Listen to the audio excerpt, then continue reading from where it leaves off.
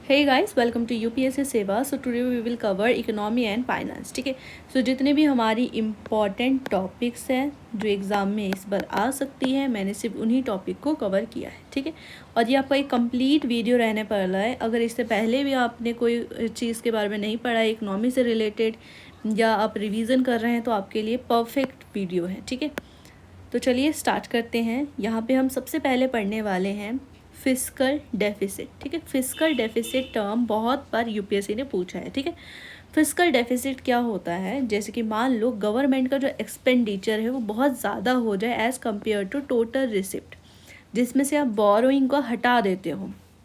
मैंने क्या बोला कि गवर्नमेंट का जो एक्सपेंडिचर है वो बहुत ज़्यादा हो जाए as compare to total receipt. ठीक है, तो ये जब इतना ज़्यादा हो जाएगा तो इसको हम कहेंगे फिस्कल डेफिसिट, जिसका फॉर्मूला होता है total expenditure minus total receipt excluding borrowing. News में क्यों है? क्योंकि इंडिया ने जस्ट टारगेट किया है फिस्कल डेफिसिट को अराउंड 4.4% ऑफ जीडीपी। तो इस तौर से लगता है कि ये इस बार पूछ सकते हैं। ठीक है, तो आपको क्या ध्यान देना है कि क्या इम्पैक्ट पड़ेगा इसका इन्फ्लेशन में, गवर्नमेंट बोरोइंग में, and bond yield and physical procedure. ये चार चीज़ आपको ध्यान में देनी है। ठीक है, प्राइमरी डेफिसिट क्या होता है? प्राइमरी डेफिसिट यानी फिजिकल डेफिसिट में अगर हम इंटरेस्ट को माइनस कर दें तो हमें पता चल जाएगा प्राइमरी डेफिसिट। तो सेम चीज़ यहाँ पे लिखा गया है, physical deficit minus interest payment is equal to primary deficit. Okay, next बात करते हैं important term revenue deficit. Revenue deficit का मतलब है जब रेवेन्यू एक्सपेंडिचर ज़्यादा हो जाए रेवेन्यू रिसिप्ट से। Same formula, revenue expenditure minus revenue receipt. Next है कैपिटल एक्सपेंडिचर। कैपिटल एक्सपेंडिचर इस पर बहुत न्यूज़ में, यानी कैपेक्स बहुत न्यूज़ में। कैपेक्स को कैसे याद करेंगे? ये हुआ कैपिटल, ये एक्स हुआ एक्सपेंडिचर। यानी गवर्नमेंट का एक्सपेंडिचर कहाँ पे यूज़ हो? Creating roads, railways, infrastructure, port, तो इसे कहते हैं कैपेक्स। ठीक है, रिसेंटली हमने देखा इन न्यूज़ में इसके बारे में, government increase capex push for growth and employment generation. तो रिसेंटली गवर्नमेंट ने कैपेक्स को बहुत आगे बढ़ाया ताकि ग्रोथ भी हो और इसी के साथ एम्प्लॉयमेंट जनरेट भी हो। इन्फ्लेशन की बात करें, इन्फ्लेशन क्या होता है? महंगाई, है ना। हम देख रहे हैं जनरली प्राइस में बढ़ना, इसे इन्फ्लेशन कहते हैं। फॉर्मूला है इसका P2 इज यानी price 2 minus price 1 upon price 1 into 100। ठीक है, ये इसका फॉर्मूला। टाइप की बात कर लेते हैं कुछ। तो टाइप है, सबसे पहला इन्फ्लेशन है demand pull inflation. Demand pull inflation यानी आपके पास स्टॉक इतना है लेकिन इसकी डिमांड इतनी है। जब डिमांड बहुत होगी तो आपको क्या करना पड़ेगा? प्राइस को हाई करना पड़ेगा। जब आप प्राइस को हाई करेंगे तो उससे क्या होगा? इन्फ्लेशन बढ़ेगा। ठीक है, ये सेम चीज़ यहाँ पे लिखा गया, occur when demand exceed supply. Example, higher consumption, excess liquidity, government spending. Cost push inflation क्या होता है? कॉस्ट पुश इन्फ्लेशन, जैसे कि मान लीजिए ये पेंसिल है। ठीक है, ये पेंसिल अभी 10 रुपये की है। 10 रुपये की क्यों? क्योंकि 5 रुपये का इसमें वुड लगा है। ठीक है, वुड है। 2 रुपये की पेंटिंग है एंड 3 रुपये का वर्कर ने लिया है। लेकिन हम देख रहे हैं कि अब वुड जो है उसी का रेट बढ़ गया, यानी वुड ही 10 रुपये का आने लग गया, तो ये मैंने 15 कर दिया। ठीक है, जब अब पीछे से ही माल महंगे में आ रहा है तो ऑटोमेटिकली क्या होगा? प्रोडक्ट का भी जो कॉस्ट होगा वो बढ़ जाएगा। तो इसे कहते हैं कॉस्ट पुश इन्फ्लेशन। नेक्स्ट है कोर इन्फ्लेशन। कोर इन्फ्लेशन यानी फूड और फ्यूल को छोड़ के बाकी चीज़ों का जो इन्फ्लेशन हो जाए उसे कहते हैं कोर इन्फ्लेशन। ठीक है, फूड इन्फ्लेशन आपको पता ही है, प्राइस में बढ़ना। नेक्स्ट बात कर लेते हैं, सेम चीज़ यहाँ पे लिखा गया कोर इन्फ्लेशन के बारे में, जो कि अभी हमने पढ़ा। Repo rate. रेपो रेट क्या है? यहाँ पे है बैंक। ठीक है, ये है आरबीआई और यहाँ पे है बैंक। बैंक को पैसा चाहिए तो आरबीआई के पास जाएगा और पैसा लेके आएगा। बदले में बैंक क्या करेगा? बोलेगा इतना रेपो रेट से मैं आपको पैसा देता हूँ। ठीक है, इतना रेपो रेट से, तो इसे कहते हैं repo rate. Rate at which RBI lets money to commercial bank, यानी आरबीआई पैसा दे रहा है बैंक को लेकिन विद रेपो रेट। अगर हम देखें रेपो रेट अगर आरबीआई ने बहुत ज़्यादा कर दिया है तो लोन क्या हो जाएंगे? एक्सपेंसिव हो जाएंगे, एक्सपेंसिव हो जाएंगे, है ना। यहीं पर अगर देखें रेपो रेट अगर बहुत कम है तो बहुत सारे लोग आ जाएंगे कि हमें भी लोन दो, मतलब इतना रेट कम हो गया। यहाँ पे बात करते हैं कैश रिजर्व रेशियो के बारे में। कैश रिजर्व रेशियो क्या है? जब आरबीआई ने आपको पैसा दिया तो आपको क्या करना पड़ेगा? आरबीआई के अकाउंट में कुछ पैसा डिपॉजिट करना पड़ेगा, कैश डिपॉजिट करना पड़ेगा। इसी तरीके से एक होता है स्टैट्यूटरी लिक्विडिटी रेशियो, यहाँ पे आपको लिक्विड रेशियो में कुछ मेंटेन करके रखना पड़ेगा, ठीक है, यानी minimum percentage of deposit bank maintain in liquid ऐसे, यानी बैंक अपना कुछ डिपॉजिट करके रखेगा।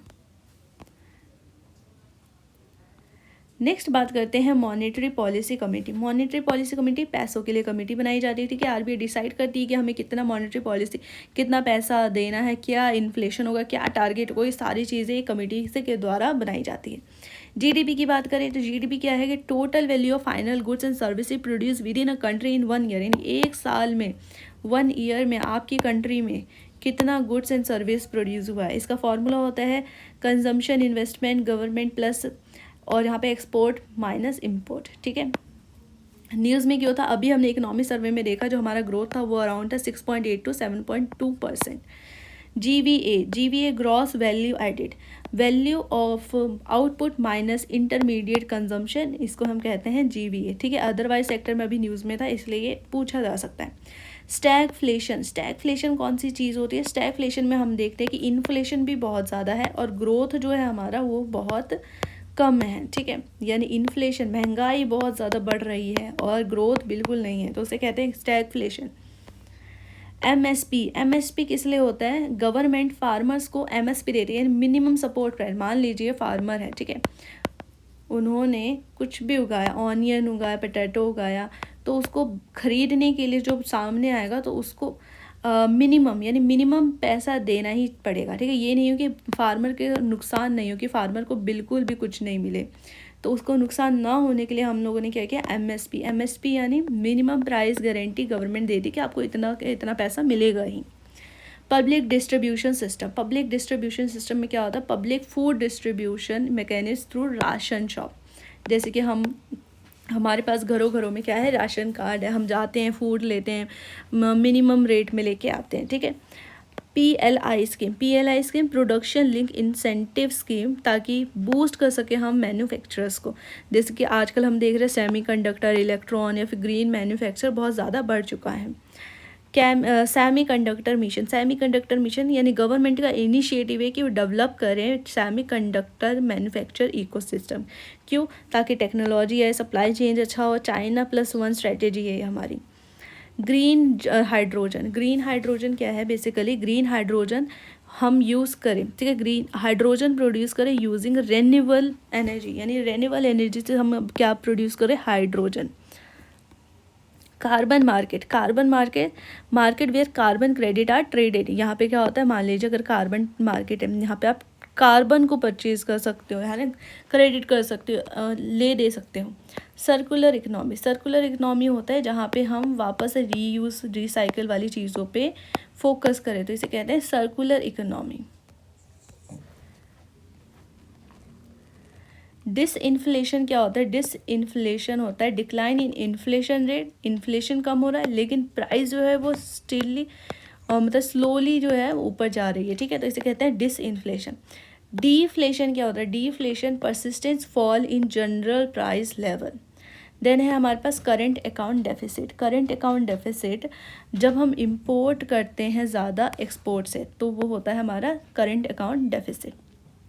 बैलेंस ऑफ पेमेंट में क्या होता है? यहाँ पे हम सारे ट्रांजैक्शन को रिकॉर्ड कर रहे हैं कि इंडिया और बाहर वाली चीज़ों के साथ कितना हमारा ट्रांजैक्शन हुआ है, ठीक है। फॉरेक्स रिजर्व करेंसी है जो कि आरबीआई के द्वारा लगाई जाती है, ठीक है, foreign currency asset held by RBI. FDI and FPI, इसके बारे में तो आपने बुक में भी बहुत बार पढ़ा होगा। FDI foreign direct investment and यहाँ पे है फॉरेन पोर्टफोलियो इन्वेस्टमेंट, ठीक है। ये लॉन्ग टर्म होता है तो ये हमारा फाइनेंशियल मार्केट तक होता है। जो एफडीआई है ये स्टेबल है, तो ये हमारा जो एफपीआई है ये वॉलेटाइल है, जैसे कि शेयर मार्केट।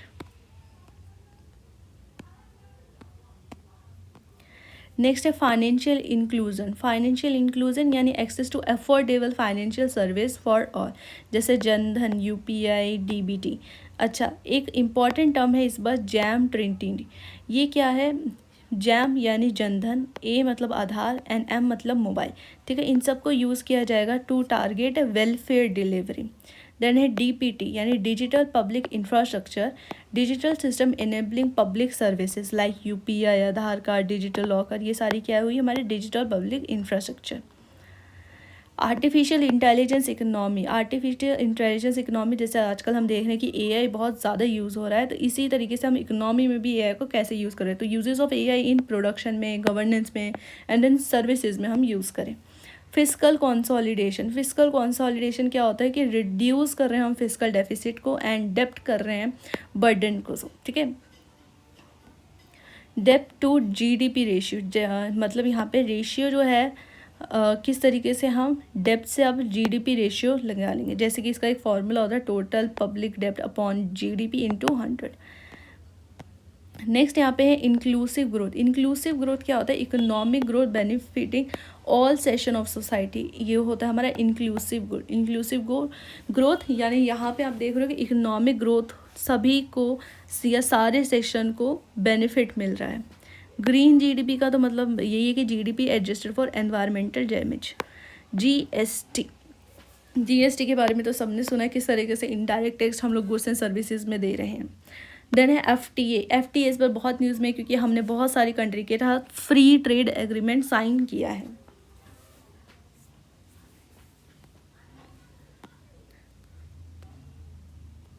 ओके, नेक्स्ट यहाँ पे कुछ इंपॉर्टेंट कॉन्सेप्ट है जो कि जस्ट अभी हमने रीड किया है, तो इसको आप स्क्रॉल डाउन कर सकते हैं। इसके बाद कुछ स्कीम की बात कर लेते हैं जो कि इकोनॉमी से रिलेटेड है। सबसे पहला है PM गति शक्ति, ठीक है। PM गति यानी लॉजिस्टिक्स से रिलेटेड, तो कौन सी मिनिस्ट्री होगी, तो मिनिस्ट्री है इसका कॉमर्स एंड इंडस्ट्री, और उसी के साथ national institute for transforming India, ठीक है। यहाँ पे क्या ऑब्जेक्टिव है, तो ये इंफ्रास्ट्रक्चर को डेवलप करना थ्रू डिजिटल प्लेटफॉर्म, ये इनका ऑब्जेक्टिव है, ठीक है।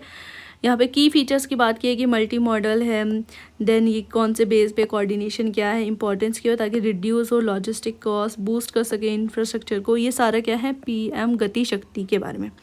नेक्स्ट है हमारा PLI स्कीम यानी प्रोडक्शन लिंक इंसेंटिव, ठीक है। प्रोडक्शन हो रहा है तो इसमें भी कौन सा मिनिस्ट्री होगा, ministry of commerce and industry. इसमें हम बूस्ट करें डोमेस्टिक मैन्युफैक्चर को through incentive link to production, चाहे वो फार्मा हुआ, इलेक्ट्रिक हुआ, सेमीकंडक्टर हुआ, सोलर हुआ, ये सारी चीज़ें। नेक्स्ट हम पढ़ेंगे PM किसान से रिलेटेड इन प्रधानमंत्री किसान सम्मान निधि। किसान से रिलेटेड है, कौन सी मिनिस्ट्री होगी, मिनिस्ट्री ऑफ एग्रीकल्चर, ठीक है। यहाँ पे हम इनकम सपोर्ट देंगे जो स्मॉल या फिर मार्जिनल फार्मर्स हैं। यहीं पे नेक्स्ट हमारा सेम PM फसल बीमा योजना, बीमा यानी यहाँ पे हम उनको सिक्योरिटी दे रहे हैं, ठीक है। क्रॉप इंश्योरेंस दे रहे हैं against natural disaster, pest attack, crop failure. E NAM भी हमारे क्या है, नेशनल एग्रीकल्चर मार्केट इसका फुल फॉर्म है, और ये भी हमारा एग्रीकल्चर किसानों के लिए ही है। ऑनलाइन ट्रेडिंग प्लेटफॉर्म है कि एग्रीकल्चर प्रोड्यूस का, ठीक है, ताकि बेटर हो डिस्कवरी, रिड्यूस हो मिडलमैनशिप और ये सारी चीज़ें। नेक्स्ट हम देखते हैं PM FME जिसका फुल फॉर्म है PM formalisation of micro food processing enterprises scheme. ये क्या होता है, ये सपोर्ट करता है अनऑर्गेनाइज फूड प्रोसेस सेक्टर को, जैसे छोटे मोटे जो दुकान हुए, रूरल टाइप हुए, इन सारी चीज़ों को। मुद्रा योजना micro unit development and refinance agency, यहाँ पे आपको कोलेटरल लोन फ्री दिया जा रहा है टू माइक्रो इंटरेस्ट से, ताकि आप कोई बिजनेस ये स्टार्ट करो, ठीक है। लोन की कैटेगरी का नाम दिया गया शिशु, किशोर, तरुण, चाहे आपकी MSME ग्रोथ कर सके, यानी आपका छोटा से छोटा एंटरप्रेन्योरशिप का बिजनेस हो, उसको आगे बढ़ाया जा सके। स्टैंड अप इंडिया स्कीम है ST SC या फिर वुमेंस के लिए, ठीक है, ताकि ये एंटरप्रेन्योरशिप में आगे बढ़े। स्टार्टअप इनिशिएटिव, ये भी हमारा स्टार्टअप को प्रमोट कर रहा है ना।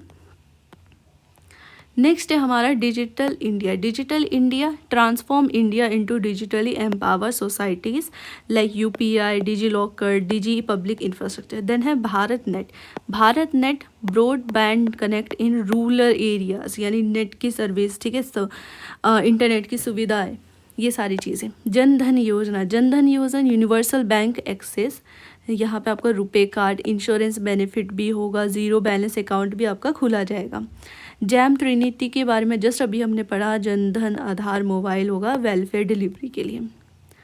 नेक्स्ट हम देखते हैं direct beneficiary transfer, DBT, transfer subsidies directly into beneficiary account, यानी जो भी सब्सिडीज़ का मुनाफा होगा ये आपका अकाउंट में डायरेक्टली भेजा जाएगा। ये क्यों होगा? ताकि बीच का जो भी करप्शन है उन सबको रोका जा सके। देन है PM स्वानिधि, ये क्या है? माइक्रो क्रेडिट दिया जाएगा ताकि जो स्ट्रीट वेंडर्स है, ठीक है, इन सब का हेल्प हो। एस्पिरेशनल डिस्ट्रिक्ट प्रोग्राम, यानी जो बैकवर्ड डिस्ट्रिक्ट वाली चीज़ें हैं उनको फास्ट ट्रैक डेवलपमेंट चीज़ें दीजिए। Development in the sense health में, एजुकेशन में, एग्रीकल्चर में, इंफ्रास्ट्रक्चर में, इन सारी चीज़ों में। देन है national infrastructure pipeline, large scale infrastructure investment plan, चाहे रोड हो, एनर्जी हो, रेलवे हो, इन सारी चीज़ों में। देन है नेशनल मोनेटाइजेशन पाइपलाइन, ये हम मोनेटाइज करेंगे पब्लिक एसेट्स को ताकि रिसोर्सेज मोबिलाइज हो, इंफ्रास्ट्रक्चर फाइनेंस हो, ठीक है। ये हमारी कुछ चीज़ें थी। और हमारी है PM Vishwakarma scheme, PM Vishwakarma scheme, ठीक है। विश्वकर्मा जो रिलेटेड होते हैं आर्टिसन या फिर क्राफ्ट्समैन्स के द्वारा, तो यहाँ पे इनको स्किल ट्रेनिंग दी जाए, क्रेडिट सपोर्ट दिया जाए, मार्केट लीकेज दिया जाए ताकि वो वर्क कर सकें। देन है स्किल इंडिया मिशन, ये इनहेंस करेगा स्किल डेवलपमेंट में ताकि कोई भी अनएम्प्लॉयड ना रहे। National green hydrogen mission, make India global hub for green hydrogen production. Importance की बात करें तो ग्रीन एनर्जी ट्रांजिशन होगा, ग्रीन इकोनॉमी होगा, नेट ज़ीरो गोल अचीव कर पाएंगे। फेम की बात करें, फेम का full form faster adoption and manufacturing of electric vehicle, यानी इलेक्ट्रिक की चीज़ों को प्रमोट कर रहे हैं हम। उज्ज्वल बहुत पुराना है, ऑलरेडी पढ़ा हुआ है। आयुष्मान भारत, किस तरीके से हेल्थ के इंश्योरेंस दिया जा रहा है ना, कवरेज के लिए आपको एक कार्ड दिया जाता है आयुष्मान भारत का, आप जाके कोई भी आपका जो चेकअप है वो करा सकते हैं। देन ये लिमिट होती है शायद 5 लाख तक की। One nation one ration card, one nation one ration card promote किया जा रहा है ताकि फूड के साथ कोई भी करप्शन ना हो और ऐसे भी कोई करप्शन ना हो। PM आवास योजना, अफोर्डेबल सबके लिए घर के लिए दिया जा रहा है। आत्मनिर्भर Bharat package, economic recovery and self reliance, चाहे ये आप एग्रीकल्चर से रिलेटेड हो या MSME से हो। National logistic policy, reduce logistic cost और इम्प्रूव करे सप्लाई चेन को। Then India semiconductor mission, develop करे सेमीकंडक्टर इकोसिस्टम को, स्ट्रेटेजी टेक्नोलॉजी है ये। इंडिया सेमीकंडक्टर मिशन, ताकि हम डेवलप करें सेमीकंडक्टर, सेम चीज़ अभी हमने पढ़ा। देन PM सूर्य घर मुफ्त बिजली योजना, प्रोमोट कर रहे हैं कि आप अपने रूफ पे सोलर लगाएं ताकि आपका जो हमारे लिए भी इम्पॉर्टेंट है कि रेन्यूएबल एनर्जी हो, हाउस होल्ड सेविंग हो, ठीक है, ग्रीन इकोनॉमी हो। अब यहाँ पे बताए कुछ कुछ इंपॉर्टेंट चीज़ जो अभी हमने पढ़ी वो किन से रिलेटेड थी, तो ये सारी स्कीम्स अभी जस्ट हमने कवर किया है और ये किससे रिलेटेड थी, इसका जस्ट एक रीकैप है ये, ठीक है। नेक्स्ट यहाँ पे कुछ क्वेश्चंस दिए गए हैं अकॉर्डिंग जो अभी हमने ऊपर पढ़े। तो सबसे पहला है सबसे पहला है फिस्कल डेफिसिट के रिलेटेड, ठीक है। तो थोड़ा ऑप्शन छुपाने की कोशिश करते हुए चलिए स्टार्ट करते हैं।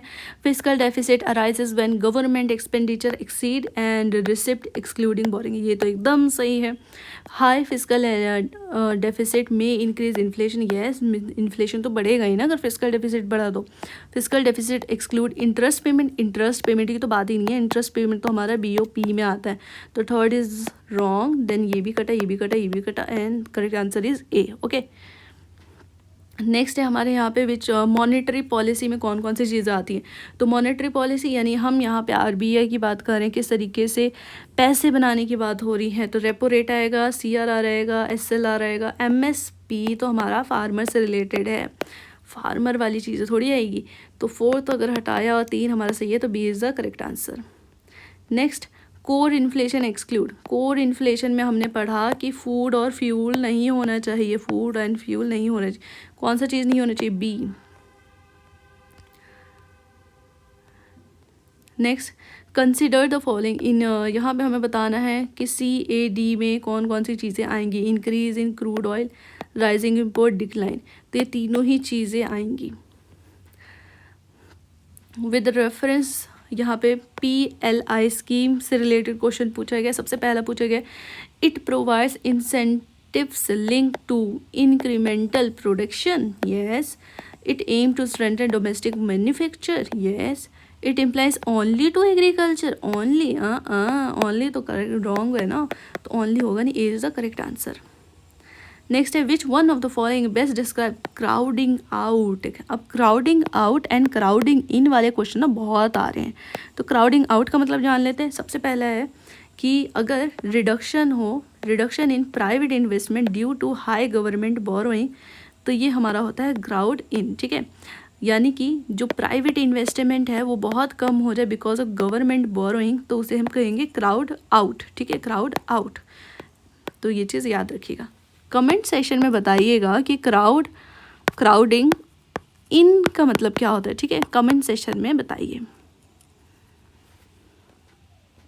नेक्स्ट है consider the following statement regarding PM गति शक्ति. जस्ट अभी हमने पढ़ा, क्या ये एम करता है कि स्ट्रेंथन करके इंफ्रास्ट्रक्चर. यस.